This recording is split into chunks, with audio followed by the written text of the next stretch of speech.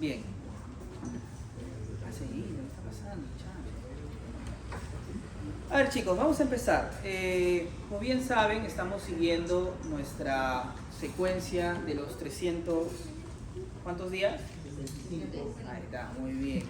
De los 365 días con Pablo, porque va de la mano con el devocional que estamos trabajando. ¿Cuántos siguen leyendo su devocional?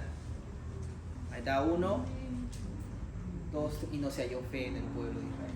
No. Ya bueno, aún somos poquitos, pero bien. Es lo normal, entiendo que por ahí, como ya se les dijo, a partir de el lunes 3 de julio, mañana, ¿no? Mañana ya empezamos. A partir de mañana, domingo 2 de julio, empezamos con la virtualidad en nuestros devocionales. Así que mañana tenemos el primer mensaje de nuestro devocional de manera virtual. ¿Sí? Domingo, Día del Señor, ahí tenemos nuestro primer mensaje que se va a subir al canal que tenemos en YouTube y también se va a compartir en el WhatsApp para que puedan verlo. Y a partir de ahí, lunes, miércoles y viernes se va a estar compartiendo los días que corresponde de la reflexión. Y la idea es de que ustedes sigan con los pasajes que están en el medio, es decir, a ustedes les tocaría los martes, los jueves y los sábados. Les invitamos a que continúen nuestro estudio devocional de las cartas de Pablo. Ya estamos en 2 de Corintios. Y bueno, que lo puedan hacer. Sé que será de bendición para todos los que están aquí presentes. Bien, señores. El sábado pasado estuvimos hablando de 2 de Corintios capítulo 1. ¿Qué es lo que podemos recordar del texto? ¿Alguien por ahí? Sufrimiento, Néstor. Ok, ¿qué más? Consolación, ¿no? Ahí digamos que está un poco contrario, pero en realidad es un complemento. Primero es el sufrimiento y después viene la consolación. No podemos consolar al que nos sufre. Eso no se puede hacer. Primero tiene que haber un sufriente, primero tiene que haber un dolente, tiene que haber alguien que sufra, que llore, que le cueste algo, para que también haya alguien que lo consuele, que lo abrace, que lo reconforte. De lo contrario, no habría eso. ¿Y por qué es un mensaje de sufrimiento? ¿Quién se acuerda? Porque están luchando con pecados que les cuesta dejar. Ok, eso es cierto, ¿no? Tenemos a la iglesia de Corinto. ¿Qué había pasado con la iglesia de Corinto durante la primera carta? ¿Qué es lo que exhorta Pablo? ¿Quién se acuerda de los pecadillos que tenía esta iglesia? Eran chismosos, eran orgullosos, ladrones, ¿qué más? ¿Perdón? Glotones también, hipócritas, ¿no? Pero ¿por qué lo miras? No, entonces, claro, o sea, eran, a pesar de que Pablo los llama cristianos, eran hombres pues que tenían pecados bien fuertes, bien profundos, ¿no? ¿Y qué pasa en la segunda carta a los Corintios? ¿Cómo comienza el capítulo 1? Bueno, Pablo sigue reafirmando su posición, no es una casualidad que los haya llamado santos. Para Pablo siguen siendo cristianos, siguen siendo una iglesia del Señor, pero ¿por qué es un mensaje de sufrimiento? ¿Qué es lo que nos dice la carta 2 de Corintios capítulo 1? Decía mejor su ministerio que estaba pasando por la época.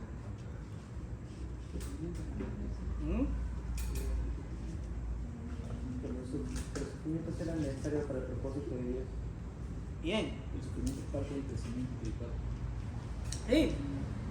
¿Por qué el sufrimiento es necesario para el crecimiento espiritual? Pedro nos da unas luces sobre eso. Porque produce paciencia. Ok, porque produce paciencia, eso es cierto. La semana pasada dimos 2 razones por las cuales el Señor permite que la lucha contra nuestro pecado tenga sufrimiento. Dimos 2 grandes razones.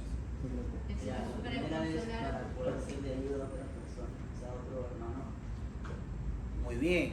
Y la Entonces, segunda, vamos por partes. Gracias, Carlitos. Exacto. Señores, la primera gran razón por la cual el Señor permite que el sufrimiento sea parte de la mortificación es de que a Dios le importa, siempre le importa la familia, le importa su pueblo, le importa la iglesia. ¿Ya? El cristianismo no es individual, no es Dios y yo solamente. Es Dios y la iglesia. Y yo estoy en la iglesia y por eso tengo una relación con el Señor. El cristianismo tiene que ver con la comunidad, tiene que ver con la familia. El cristianismo es corporativo. ¿Ya? A Dios le interesa que tu bendición sea para bendición de otros. Así es como funcionamos. Yo soy bendecido para bendecir a otros. Yo recibo para dar. Yo sufro para hacer sufrir a otros. No, yo sufro para que justamente yo sepa en carne propia el sufrimiento de otras personas y así yo pueda ayudarlos en medio de sus tribulaciones. Y eso es lo que dice Pablo. Entonces, eso es necesario para que lo entiendan. Así que si por ahí tú en algún momento dijiste, Señor, pero ¿por qué esto? Bueno, hay algo para sacar de provecho. Yo ya sufrí, ya experimenté el perdón o ya experimenté la gracia del Señor. He sido reconfortado, no sé, pasé por necesidad y hubo un hermano que me bendijo, que me ayudó a salir sobre esto y ahora tengo un hermano o una hermana en necesidad. No puedo ser yo egoísta porque sé lo que es tener esa hambre, tener esa enfermedad, tener esa pérdida, tener esa crisis, tener esa situación desventajosa. Y puedo ayudar. Sé lo que se siente, no puedo simplemente juzgar, ¿no? A veces uno puede ver, y me pasó, puede ver a un hermano que tenía problemas pues con el cabello, se hacía así, le salía caspa, ¿no? Así, y yo lo juzgaba, yo decía, qué sucio, ¿por qué no miras? Y yo decía, qué sucio, ¿no? ¿Por qué no se baña? Dios mío, que esto, que el otro, hasta que a mí me dio caspa. Me dio horrible por el estrés. Se me puso rojo toda la parte de acá y yo hacía así, ¡pum!, le echaba sal a mi comida. Era horrible. Pasa, hermano. Y era horrible. Ya luego fui al médico y entendí. Y ya luego a este hermano previamente ya se lo había bendecido porque también era por un tema de salud. Pero qué fácil es juzgar, qué fácil es decir, qué sucio, cuando no sabes que él tiene una enfermedad, que necesita tratamiento. Igual como me dio a mí, yo tenía una enfermedad que necesitaba un tratamiento. Y ahora ya no hay. Y el hermano tampoco, porque así es. Entonces, a veces es necesario que padezcamos de esa manera. Y la iglesia de Corinto estaba padeciendo justamente porque había pecado. La iglesia de Corinto fue exhortada por Pablo para dejar ciertos pecados y muchos de ellos bien específicos. Pablo se los dice en su cara. Ustedes son así, ustedes son asá, ustedes son glotones. ¿Cómo es posible que celebrando la cena del Señor se embriaguen? ¿Cómo es eso? Es como que mañana, que deberíamos, y que creo que vamos a tener la cena del Señor, es primero, ¿sí? ¿No? Ya. Mañana en la cena del Señor, imagínense, salimos todos y salimos borrachos. ¿Cómo es eso posible? La iglesia lo hacía. Y los hombres alrededor veían y decían, oye, ¿esto es una iglesia o es un bar? Yo también quiero pertenecer a esa religión, bacán, ¿no? Van, entran, toman y salen llenos y ebrios. Bacán, bacán el cristianismo. Y la iglesia de Corinto parecía de eso. La iglesia de Corinto se denunciaban entre sí. Tenían problemas entre ellos y en vez de ir al obispo, en vez de ir, y si no es el obispo, solicitar las recomendaciones apostólicas del caso, se iban a los jueces de ese lugar. Y así entonces los paganos decían, oye, estos que dicen que aman al Señor, que todo es amor en ellos, se paran peleando a cada rato. No te metas en cristianismo, tienen muchísimas peleas entre ellos, terrible. Porque así era la iglesia de Corinto. Eran orgullosos, se jactaban de saber quién sabía más, quién sabía menos. Entonces Pablo les dice, todo lo que ustedes están haciendo, eso está mal, no enaltece al Señor. Eso por el contrario, es desviación para los que verdaderamente quieren escuchar la palabra del Señor. La iglesia de Corinto entiende. Y varios de esos pecados, no todos, pero varios de esos pecados los comienza a confrontar. Batalla con esos pecados. Al igual que tú seguramente en tu vida cristiana, y espero que así sea, y yo, en la medida que vamos creciendo en nuestra fe, nos vamos dando cuenta que hay cosas en nuestro carácter, en nuestra forma de ser, cosas de nuestro pensamiento, cosas en nuestras actitudes que no son correctas y que tenemos que ir dejando. Y no todo es tan básico como a veces creemos que es, ¿eh? Porque no todos tuvieron la bendición de nacer en una familia cristiana en donde, bueno, desde niñitos ya recibieron una educación y saben que mentir está mal, y saben que hacer esto está mal, y que saben... No todos. Hay unos que hay que explicarles poco a poco. Hace poco, un poco más de un mes, una señorita decía por qué se sorprendía que el cristianismo prohíba la fornicación. Y ella no sabía que no podía ser buena cristiana y a la misma vez fornicar.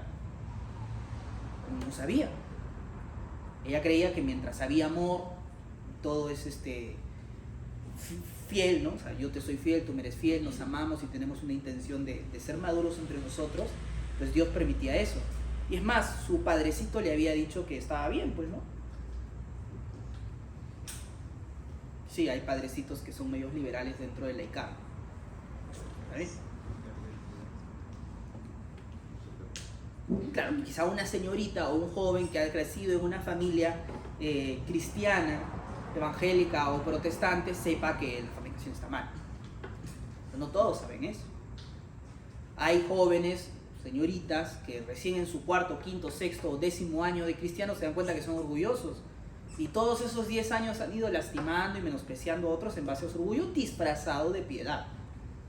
Porque así somos. Entonces, no todo es tan claro, no todo es tan evidente. Bueno, la iglesia de Corinto fue confrontada y comenzó a cambiar. Pero ese cambio le trajo problemas, porque eso sucede cuando te enfrentas con tu pecado. Eso sucede cuando decides batallar contra el mal que hay en ti. El Espíritu Santo te da herramientas. ¿Cuáles son las herramientas que Dios nos ha dejado? Lo vimos el año pasado. El medio de gracia. La oración. La oración, la palabra, la comunión. Entonces, que bueno, algunos dicen que no, otros dicen que sí, no lo vimos el año pasado. Sí. Entonces, son las herramientas que el Señor nos ha dejado para que lo utilicemos.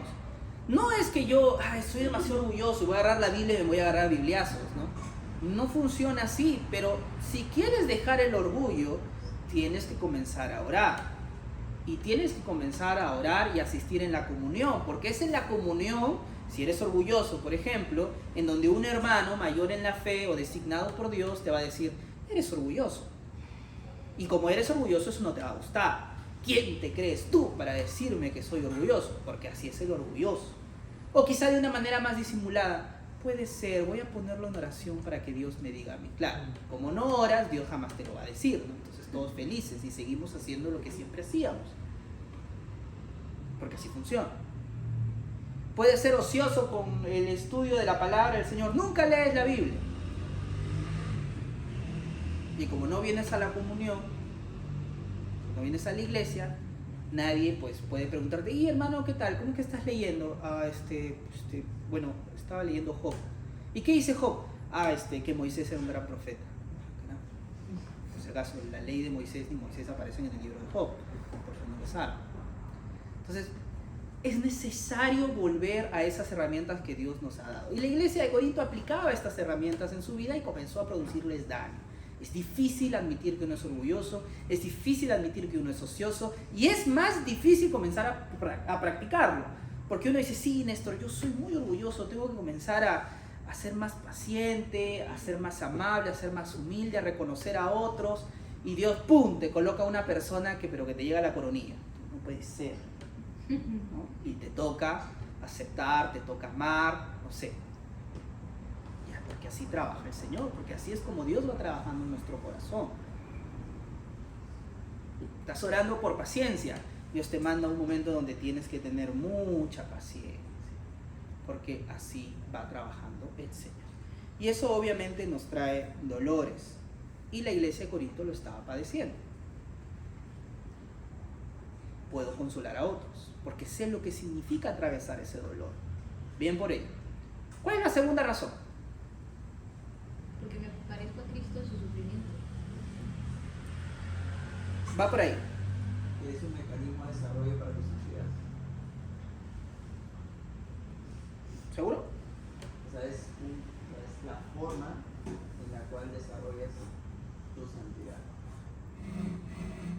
para hacer testimonio a otros. Muy bien, Carlos, excelente, ahí está, atento, mi compadre. Señores, otra razón por las cuales Dios permite que nosotros pasemos un sufrimiento es justamente para hacer frente a otros la gloria del Señor. El sufrimiento me va a traer una santificación. El proceso de santificación es un proceso doloroso, como hemos visto, porque tengo que batallar contra mi pecado, tengo que batallar contra mi ser, que se inclina hacia hacerlo mal. Y yo entonces ahora puedo dar un buen testimonio de la obra del Señor. Puedo testificar cómo el Señor ha cambiado mi vida. Si yo no hago eso, entonces estoy en problemas. Porque entonces simplemente el dolor sería una experiencia personal. Y ya vimos que el Señor quiere rescatar cosas positivas de nuestro dolor para que sea un beneficio comunitario, para que sea un beneficio eclesiástico. Entonces Pablo está dándole un mensaje de consolación. Primero, el sufrimiento porque es necesario. Y segundo, porque no solo nos tenemos que quedar en el sufrimiento, ahora tenemos que abocarnos a la consolación. Los primeros capítulos de 2 de Corintios va a ser de un Pablo interesado en consolar. Ya tocó sufrir, ahora toca animarnos en medio de este sufrimiento. Hay que comenzar a consolarnos, a darnos ánimo, a darnos justamente fuerzas en medio de esta lucha.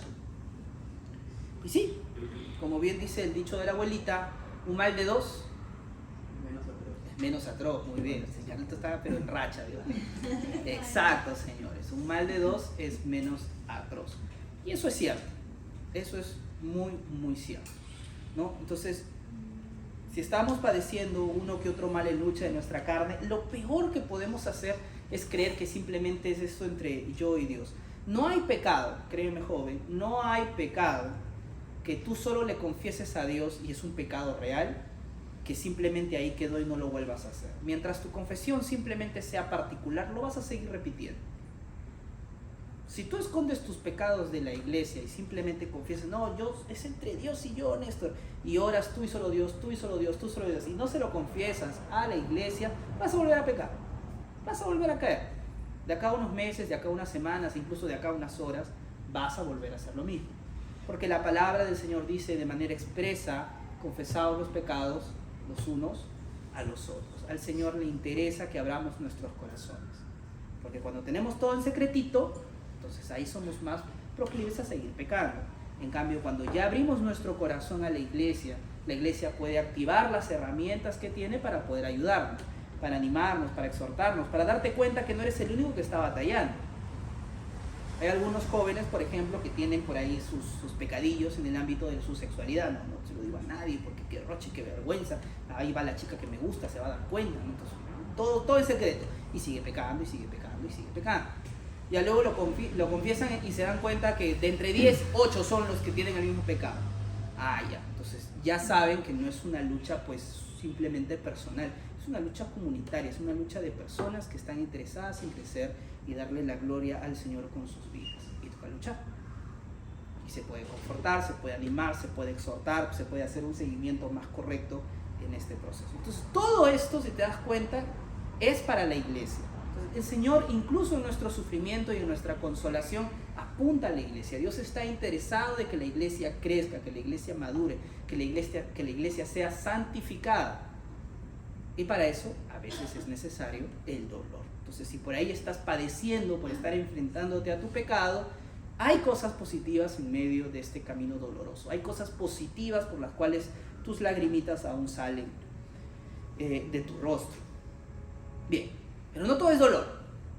Hay mensajes de esperanza en nuestras vidas. Y eso es lo que Pablo nos va a decir en 2 Corintios capítulo 5. Pero primero vamos, para el antecedente de 2 Corintios capítulo 5, vamos a 2 Corintios capítulo 5. Retito, me confundí. No os preocupéis. Acá está. Vamos a 2 Corintios capítulo 4.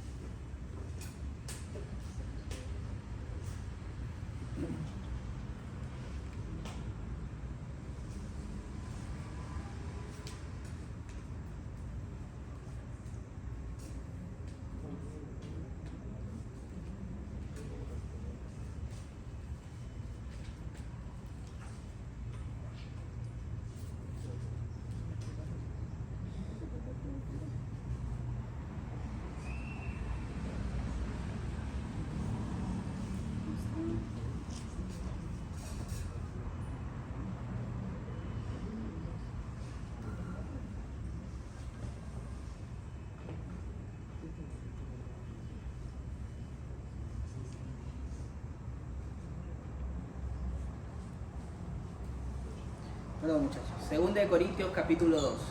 Hay un problema con los capítulos. Segunda de Corintios, capítulo 2, versículo del 1 al 4, por favor. Una dama, ahí está, Liz, fuerte. Esto pues determine para conmigo no ir otra vez a vosotros con tristeza, porque si yo os contristo, ¿quién será luego el que me alegre, sino aquel a quien yo contriste? Y esto mismo os escribí, para que cuando llegue no tenga tristeza de parte de aquellos de quienes me debiera gozar, confiando en vosotros todos que mi gozo es el de todos vosotros.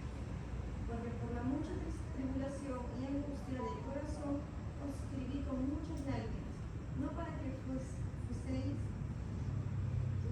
contristados, sino para que supieseis cuán grande es el amor que os tengo. Excelente. Yo sé que el español del siglo XX puede ser un tanto difícil, pero dice así, ¿no? Pero en mí mismo decidí esto, no ir otra vez a ustedes con tristeza, porque si yo les causo tristeza, ¿quién será el que me alegre sino aquel que yo entristecí? Y esto mismo les escribí para que cuando yo llegue no tenga tristeza de parte de los que debieran alegrarme, confiando en todos ustedes de que mi gozo sea el mismo de todos ustedes. Pues por la mucha aflicción y angustia de corazón les escribí con muchas lágrimas, no para entristecerlos, sino para que conozcan el amor que tengo especialmente por ustedes. La primera carta a los Corintios fue una carta dura. Pablo dice, yo les escribo esto no para causarles tristeza, más allá que yo sabía que les iba a causar tristeza, sino porque estoy interesado justamente en que ustedes entiendan qué es la fe cristiana. Yo los amo. Y a veces el amor lastima, a veces el amor duele. Por eso en 1 de Corintios, capítulo 13, ¿qué es lo que dice Pablo respecto al amor? Que el amor es sufrido. No es sufrido porque tu enamorado o tu enamorada es una tóxica, no por eso es sufrido. Es sufrido porque el amor se goza en la verdad. Y al gozarte en la verdad es necesario decir ciertas cosas que no te van a gustar. Porque hay mentiras que son muy sencillas.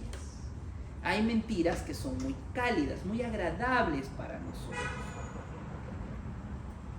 A veces nos gusta vivir en ciertas mentiras o vivir en la ignorancia. Hay un dicho muy conocido dentro de ciertos círculos filosóficos que dicen, pues la felicidad es la ignorancia del conocimiento.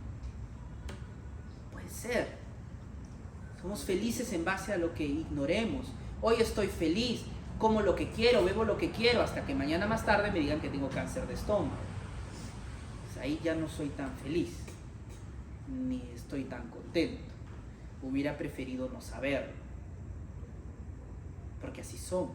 Hoy soy feliz, hoy estoy contento, hoy estoy alegre, hasta que una dama, una anciana de la iglesia, o uno de los líderes de jóvenes se me acerca y me dice, eres, no sé, si eres dama, no sé, o joven, eres muy coqueta, o no está bien cómo te estás comportando con los jóvenes. Y tú creías que eras una mujer alegre cuando en realidad eres una mujer coqueta. O tú creías que eras un caballero cuando en realidad eres un Casanova. ¿Por qué lo felicitas? ¿No? Entonces, porque eso pasa. O tú creías que eras una persona seria y comprometida con el Señor cuando te dicen, pero en realidad eres orgulloso. Y a veces el orgullo nos pide ser más santos que Dios, ¿no? ¿Te ha pasado que quizá alguna vez has pecado y tienes vergüenza y dices, no puedo venir a la iglesia, o no, me voy a salir de tal lugar, o no voy a hacer esto y aquello porque dices que estás pecado, pues no puedo? Eso es orgullo, joven. El Señor no dice eso. El Señor dice que si has pecado te acerques al trono de la gracia del Señor, que vengas a la iglesia del Señor, no dejéis de congregar, no hay ninguna excusa, ven. Pero como a veces queremos ser más santos que Dios y queremos que nuestra justicia debe ser más alta que la justicia de Dios, si al que has ofendido te dice, ven, y tú dices, no puedo ir porque mi pecado es muy grande, Señor, es muy alto, ni siquiera tú lo puedes perdonar, solo yo. Cuando yo me sienta mejor, yo que soy más santo que tú, entonces voy a tu iglesia. Y a veces somos así, me ha pasado, no sé si a ti. Eso es orgullo. Y el amor nos obliga a decir eso. Eso es orgullo. No está bien. yo pensé que era piedad. No es piedad, es orgullo y es pecado. Deberías arrepentirte. Me vuelvo a sentir mal. No. Entonces, joven, Pablo les dice, sé que lo que les digo les duele. Y no es mi intención hacerte sufrir, no es mi intención decirte cosas que te duelan. No es lo mío. Por eso vamos a ver que en 2 Corintios, capítulos más adelante, Pablo mismo dice, si amándolos más seré amado menos, que sea así pues. Porque ustedes prefieren al hombre o a la mujer que te dice que todo está bien, que eres lo máximo, que sé feliz, que te apoyo, que contigo todos están en contra tuya, la fe cristiana es tuyo contra el mundo. Entonces, claro, eso nos gusta pues. Nos gusta que siempre nos estén comiendo la orejita, que siempre nos digan, eres un buen cristiano, eres guapo, eres hermoso, todas se mueren por ti. Sí, tienes razón, Néstor, sí, con todo, ya, eso es bacán. Pero no nos gusta, obviamente tampoco es correcto que alguien todo el tiempo nos diga, eres feo, pecador, te vas a ir al infierno. No, o sea, tampoco, ¿no? Pero de vez en cuando el amor nos tiene que decir, eso que hiciste está mal, o eso que tú estás haciendo es pecado, deberías arrepentirte. O ese aspecto de tu carácter no agrada al Señor, tienes que cambiar, o sobre lo que hiciste ahí tienes que pedir perdón. Eso no nos gusta. Pero créeme, al que le toca la responsabilidad de decirte eso, le gusta menos. Porque se arriesga, sobre todo cuando uno es joven, a perder la amistad o a estar en la boca de los inmaduros. Y pasa. A nadie le gusta, pero toca. Hay que estar ahí. Solo ponte a pensar un rato, ¿cuántas personas en lo que va del año nuestro pastor ha exhortado? A mí ya van 3, por si acaso.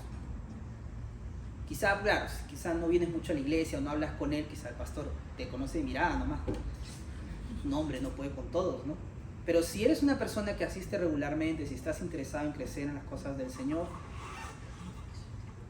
¿te ha tocado por ahí algún consejo o has visto que él ha exhortado a otras personas?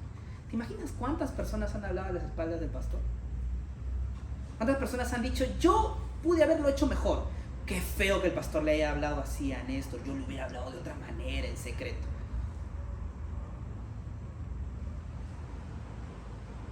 Y el pastor se expone a eso. Porque es el pastor. Y ni yo sé qué cosas él le dirá a los diáconos. Y no sé que si los diáconos están totalmente de acuerdo. Los diáconos son seres humanos. Ellos también seguramente una que otra vez dirán, no, pero el pastor hizo mal, ¿cómo va a ser eso? ¿Cómo es posible esto y aquello? Porque son seres humanos. Y así somos. Entonces, al que le toca decirte, porque te ama, que hay ciertas cosas en ti que están mal, que tienes que cambiar para la gloria de Dios, le gusta menos este mensaje, pero tiene que hacerlo porque te ama, es su deber. Y Pablo les dice eso, yo sé que les dije algo duro, no me gusta, no lo hago para entristecerlos, yo no te digo estas cosas porque quiero que estés triste y mucho menos ganarme tu odio, tu repudio o exponerme a perder tu amistad, yo no lo hago por eso. Pero tengo que hacerlo. ¿Por qué? Porque los amo. El amor que tengo especialmente por ustedes.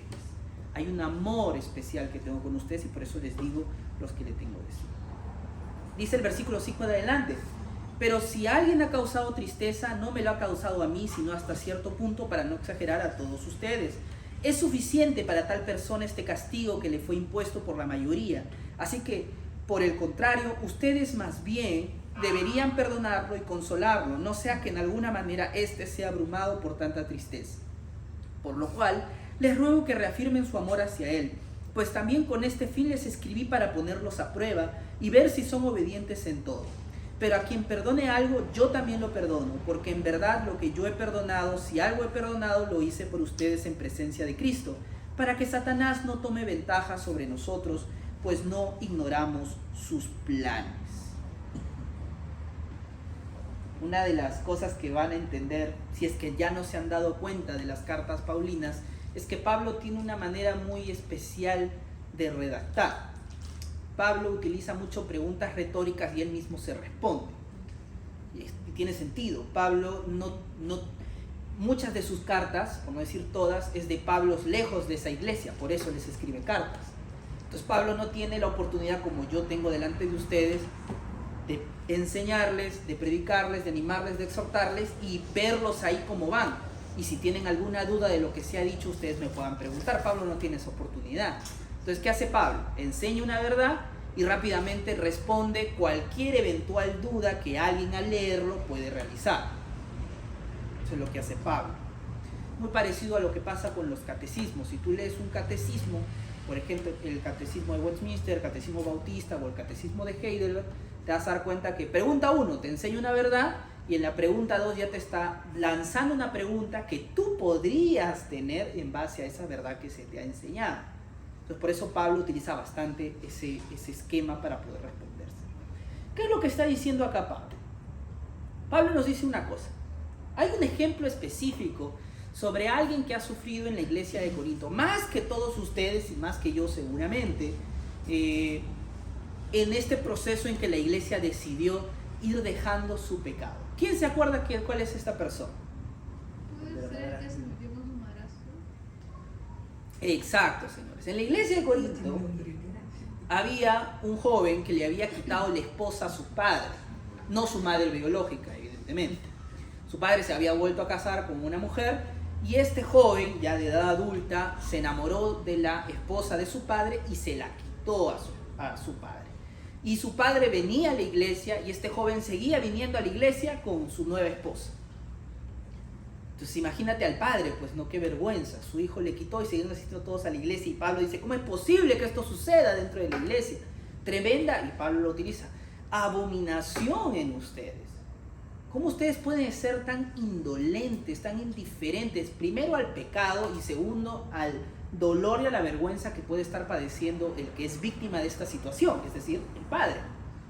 Sáquenlo a este hombre porque no se ha arrepentido. Expúlselo, dice la primera carta a los Corintios. Sáquenlo de la iglesia. Recordemos que dentro de la enseñanza de nuestro Señor Jesucristo nos dice que hay un proceso al momento de la disciplina, ¿no? Primero es una exhortación personal, luego ya es una exhortación con ciertos testigos, ¿no? Para que haya un entendimiento de que tienes que dejar de hacerlo, y si esta persona sigue haciéndolo ya se expone dentro de la iglesia. Y si a pesar de eso esta persona sigue firme, o sea, su pecado es público dentro de la iglesia sabe que este hombre sigue haciendo lo malo o esta mujer sigue haciendo lo malo, ¿qué debe hacer la iglesia entonces?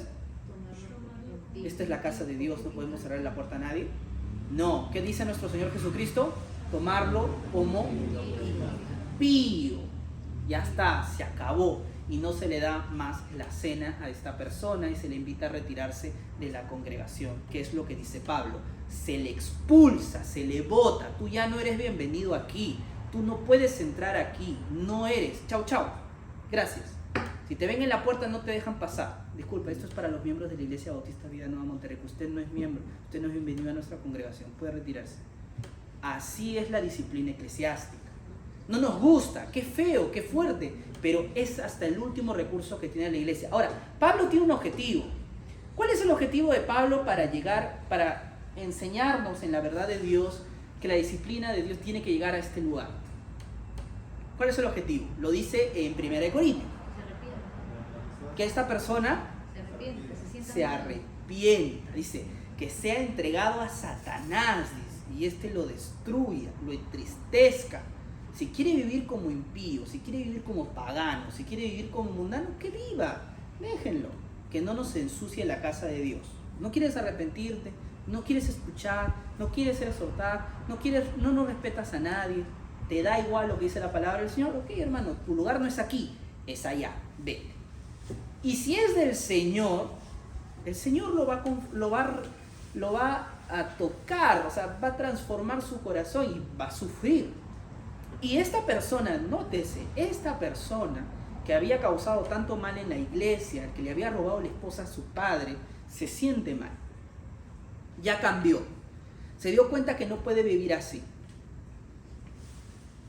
Dejó la inmoralidad que estaba viviendo y estaba muy triste y se había arrepentido. Y quiere volver a la iglesia. ¿Qué hacemos? ¿Lo aceptamos? ¿No lo aceptamos?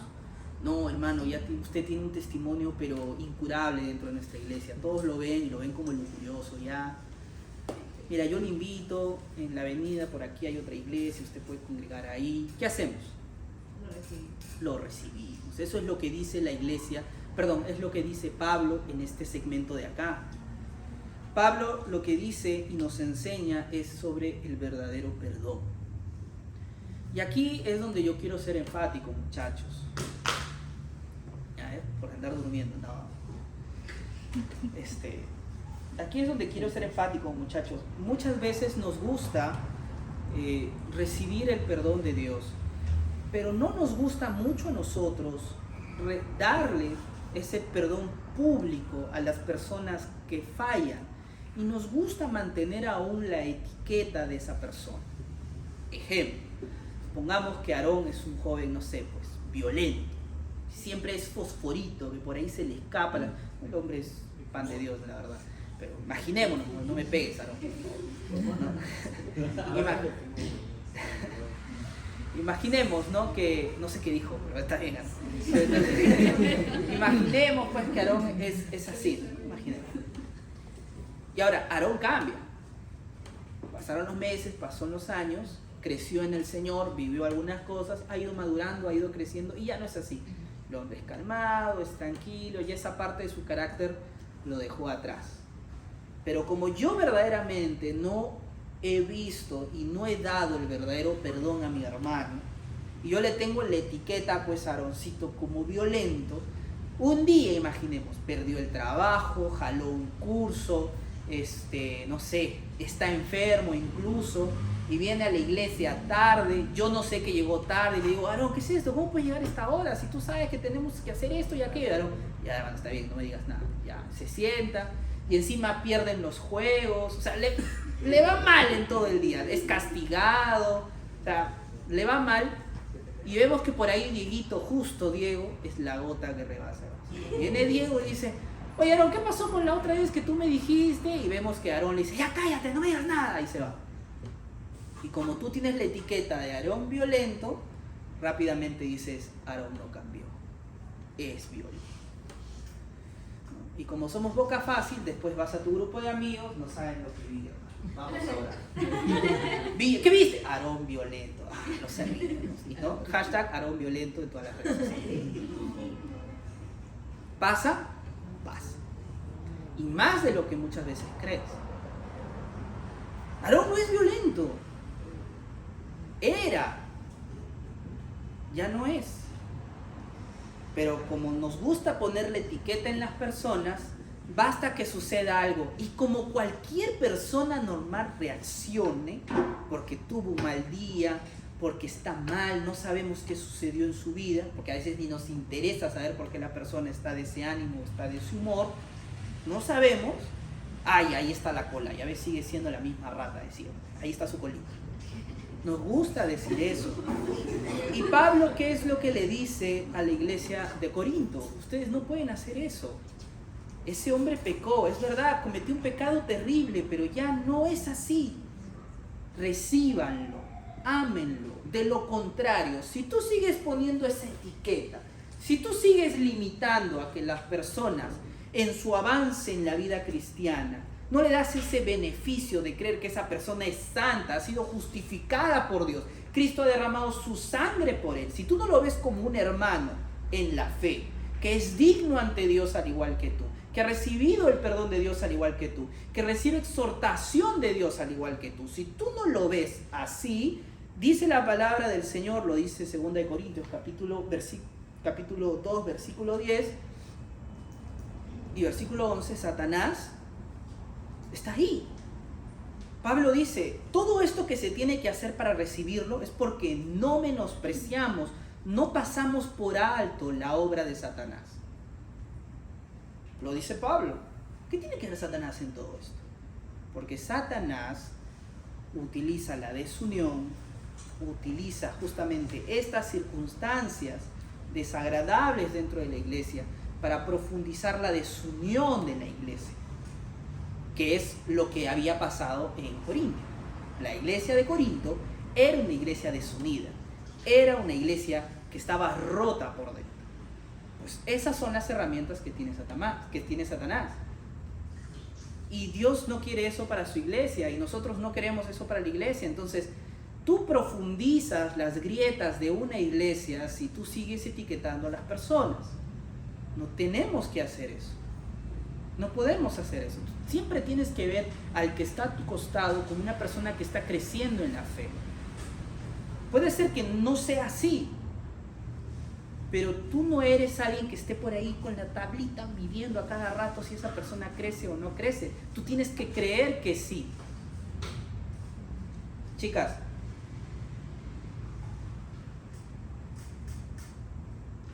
gracias. ¿Ya?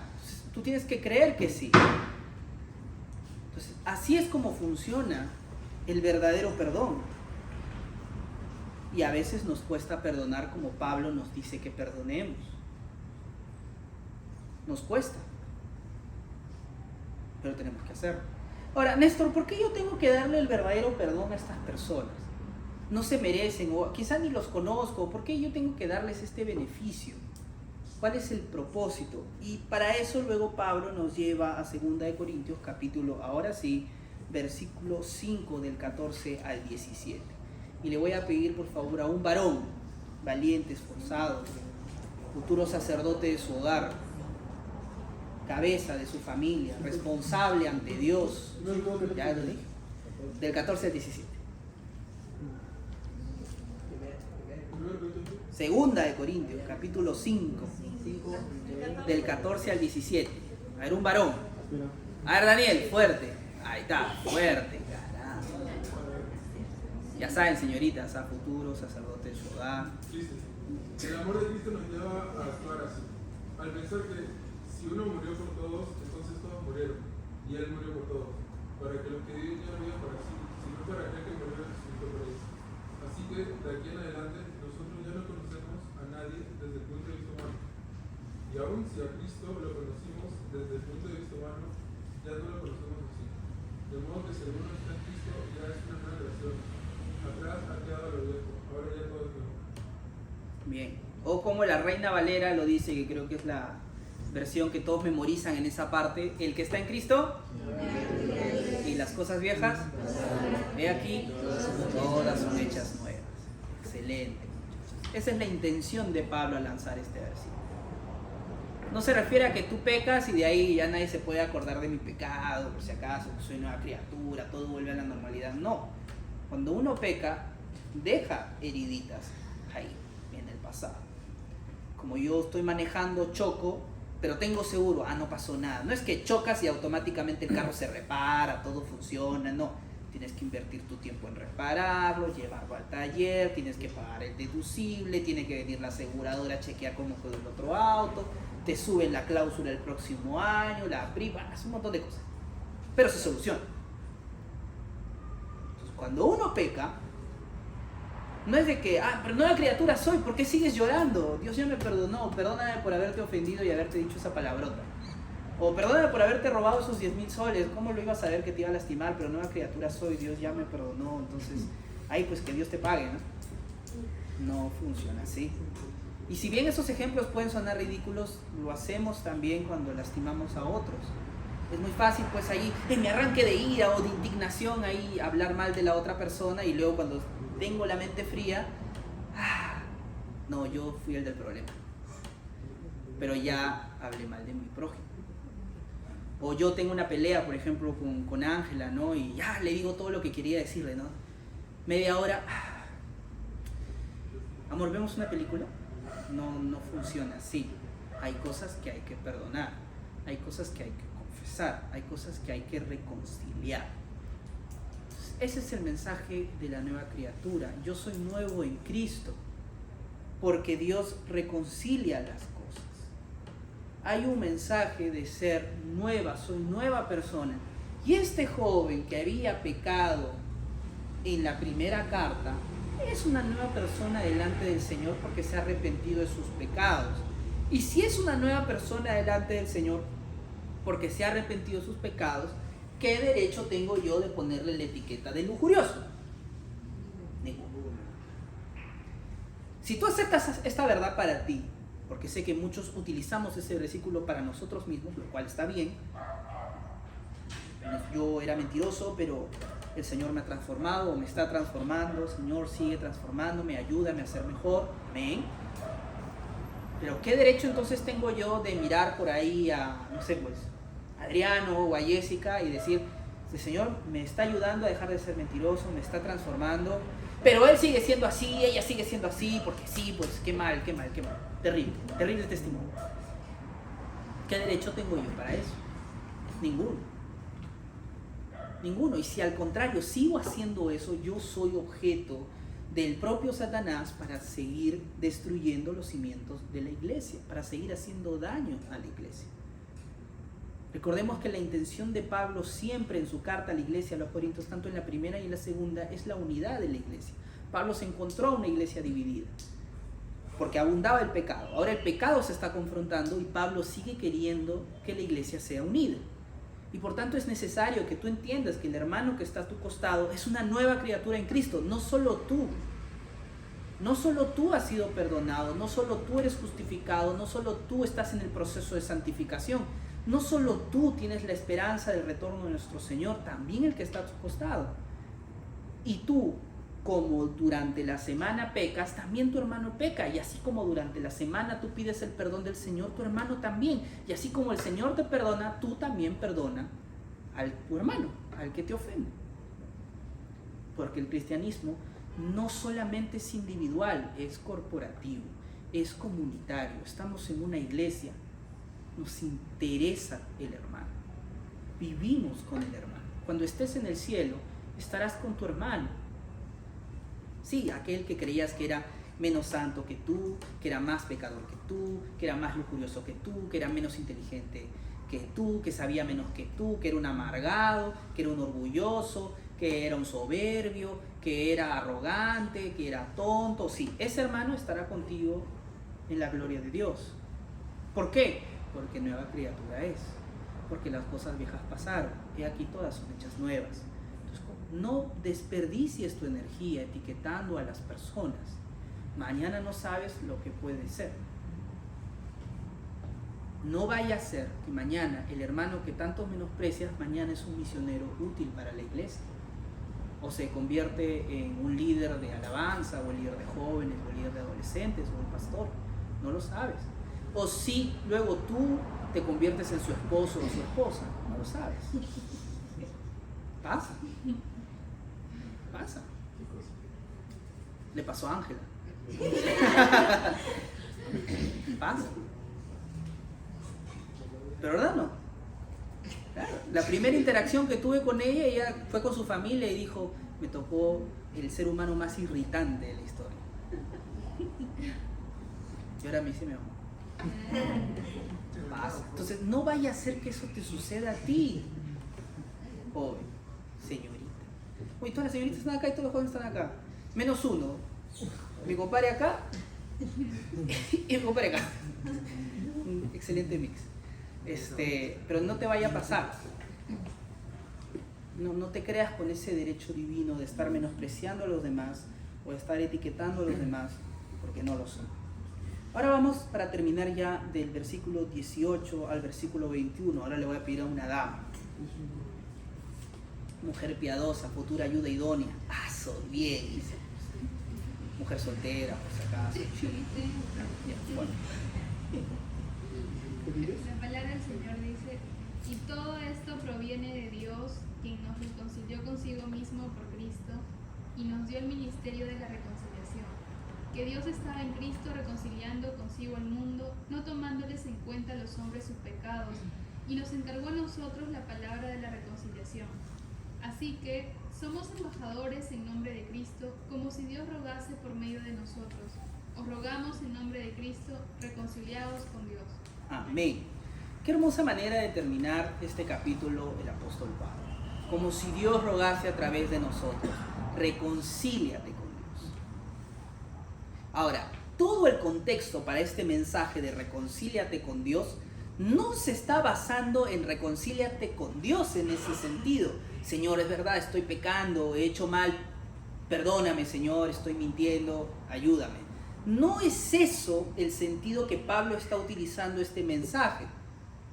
Si lo quieres aplicar de esa manera, está bien, porque es cierto que tenemos que reconciliarnos con nuestro Señor. Cada vez que pecamos, tenemos que confesar nuestros pecados a Dios y buscar su perdón. Eso es cierto. Pero si te das cuenta, el contexto de este mensaje es el contexto comunitario, es el contexto de las personas. ¿Quieres reconciliarte con Dios? Reconcíliate con tu prójimo. Eso es lo que Dios quiere. ¿Quieres reconciliarte con el Señor? Tienes que estar en paz con tus hermanos. Tienes que dejar de etiquetarlos, tienes que dejar de juzgar, tienes que dejar de estar predispuesto a hablar mal de ellos, a enojarte con ellos, a ser impaciente con ellos. Tienes que dejar de hacerlo, no puedes vivir así. Y si ese es el camino que quieres vivir, primero es un cristianismo que va a morir. Y segundo, vas a hacer mucho daño a las personas que están a tu alrededor. Quizás dentro de tu círculo venenoso, todos felices, ¿no? Pero cuando salgas de ahí te vas a dar cuenta del daño que puedes provocar. Néstor, sí, estoy haciendo mucho daño. Bueno, nueva criatura eres en el Señor. Arrepiéntete, pide perdón a los hermanos que has ofendido. Toca avanzar, toca crecer. Tú y yo estamos en ese camino. Tú y yo tenemos que avanzar en ese sentido. No podemos vivir así. ¿Quieres estar en paz con el Señor? Tienes que estar en paz con tu prójimo. Tienes que hacerlo. Tú que estás soltero. Y para el que está casado, en este caso yo tengo una doble razón para tengo un doble deber para estar en paz con el Señor. No solo tengo que estar en paz con ustedes, tengo que estar en paz con mi esposa. De lo contrario, Dios no escuchará mis oraciones, lo dice Pedro. Si tus oraciones no quieres que tenga estorbo, tienes que estar bien con tu esposa, dice Pedro. Tú no quieres que tus oraciones tengan estorbo, tú no quieres estar mal delante del Señor, pues reconcíliate con tu hermano. Aquí hay personas a las que has lastimado. Aquí hay personas donde seguro has dicho algo que no está bien, o donde no los miras bien, o tienes desprecio en tu corazón. Quizás ni los conoces, porque a veces nuestro corazón es tan extraordinario que guarda resentimientos, desprecios, rencores con otras personas que ni conocemos. Pero no me gusta su ropa, hay algo en él que no lo tolero, o en ella que no sé, siento que es falso o falsa. Ni lo conoces, pero es así. Y a veces pasa, te pasa a ti, me pasa a mí. Y es necesario perdonar. Es necesario dejar esa barrera de orgullo y acercarte y decir, perdón de manera sincera, he hecho mal. No estoy haciendo bien las cosas. Reconciliarse con Dios demanda mucho del amor al prójimo. Por esa razón está dentro de la segunda tabla de la ley. Es la esencia de la segunda tabla de la ley. El cristianismo se basa en amar dos cosas: a Dios por sobre todo y al prójimo como a ti mismo. Esa es la esencia del cristianismo, es la esencia de la voluntad de Dios. ¿Quieres tener una sana relación con Dios? Ámalo a Él por sobre todas las cosas y ama a tu prójimo. Todo eso es la vida cristiana. Claro, luego toca vivirlo y te das cuenta que, hay un montón, ¿no? Es así. Pero tenemos que estar ahí, muchachos. Y Dios nos da las herramientas para eso. De manera práctica, concluimos ya. Punto número 1. Perdona a tu prójimo. No lo etiquetes. No le pongas un nombre ni una característica. Él no es lo que tú dices que es, porque tú no lo conoces. Tú no lo conoces ni en sus horas felices, ni en sus horas tristes, ni nada. No estés etiquetando a las personas, no lo hagas. Los seres humanos somos mucho más complejos de lo que crees. Tenemos tantas reacciones, tantos pensamientos, tantas pruebas, tantas tentaciones, tantas victorias y tantas derrotas, que es innecesario, infructuoso y hasta inútil que tú definas a alguien. No lo hagas. Vas a pecar, es lo único que vas a ganar. Tienes que perdonar y tienes que pedir perdón. En el Señor, todos los que estamos aquí, yo lo digo por fe, porque a la hora de la hora solo el Señor discierne la voluntad y el deseo de los corazones. Pero yo lo digo por fe, todos los que estamos aquí somos hijos de Dios. Todos, todititos. Y si aún no has sido bautizado, joven, habla con nuestro pastor para que pases por las aguas del bautismo. Es un mandato bíblico. Todos somos nueva criatura delante del Señor. ¿Tenemos pecados? Sí. ¿Tenemos defectos? Por supuesto que sí. Pero ya está. Si le pedimos perdón al Señor, no hay derecho para que tú nos estés diciendo qué somos. Perdón. Pide perdón. Porque no solo estamos del otro lado de la fila, también estamos al otro lado de ahí. Los que sufren ese juicio, como también estamos de los que juzgamos de esa manera. Pide perdón, busca la reconciliación. ¿Quieres estar en paz con Dios? Reconcíliate con tu prójimo. Está bien con tu hermano. Acércate a él. Habla con él. Vence ese orgullo, ese desinterés, esa impaciencia con él. Busca el amor genuino siempre. Si haces estas cosas, vas a crecer más en las cosas del Señor. Si haces estas cosas, va a agradar al corazón de Dios. Vamos a orar. Y con eso estamos terminando. Bendito Señor, solamente tú eres bueno. Te damos las gracias, buen Dios, porque tocas nuestras vidas, porque nos permites ser hombres devotos a ti. Mi buen Señor, ahora que hemos escuchado tu palabra, que hemos sido exhortados y animados por ella, te pido, Señor, que nos permitas vivir lo que nos enseñas. Permítenos hacer mejores cristianos. Permítenos reconciliarnos con nuestro prójimo. Si alguno hemos ofendido, si todavía tenemos enemistades con algunos, si hemos lastimado a otros con nuestro carácter, con nuestra forma de ser, si hemos menospreciado, Señor, a otros, o por cualquier razón hemos guardado algún tipo de desprecio en nuestro corazón hacia Él, permítenos arrepentirnos primeramente y en segundo lugar pedirle perdón a nuestro prójimo. No queremos perder nuestro tiempo, Señor, etiquetando a las personas, diciendo que tal es así o que aquella es asá, Señor. Eso no te glorifica, no te agrada, Señor. Queremos andar con la conciencia limpia. Queremos andar en buena fe, en acercarnos, darles ese privilegio a las personas de verlos como hermanos, Señor.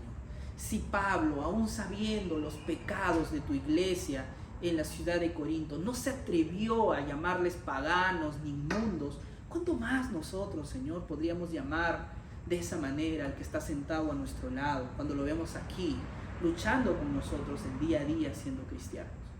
Ayúdanos, Señor, a verlos como hermanos en la fe. Ayúdanos, Señor, a amarlos de corazón sincero.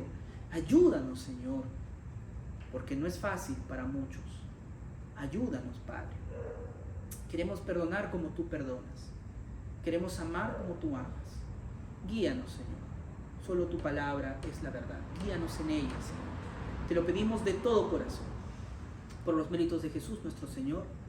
Amén. Amén, chicos. Bien. Algunos anuncios de vital importancia. Y ahora sí.